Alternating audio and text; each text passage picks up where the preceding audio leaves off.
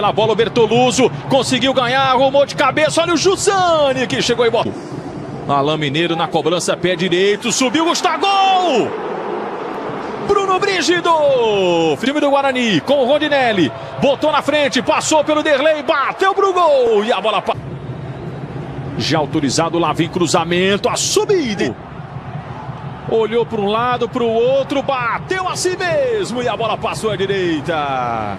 Derlei limpa a marcação, Jean Patrick bateu pro gol. Bruno Brígido tem melhores momentos, tem análise do Sérgio Xavier. Osvaldo, Tinga, bateu de primeira. E o lançamento é bom, a bola é boa na direita. Lá vem o time do Guarani no cruzamento. Segura, volta a bola, Dodô de longe, bateu pra cima do Denner, botou na frente, Gustavo, tabelou, o Edinho limpou, bateu pro gol. Posição legal, passou o Edinho, bola pra ele, linha de fundo, cruzamento, a chance do gol. Jean Patrick, boa bola pro Tinga, limpou a marcação, dá pra bater pro gol.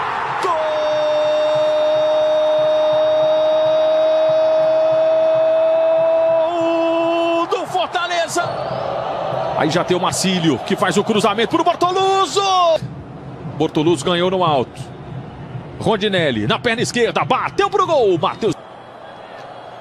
Outra vez o Rondinelli. Kaique de cabeça, Matheus Inácio, Bortoluso. Gol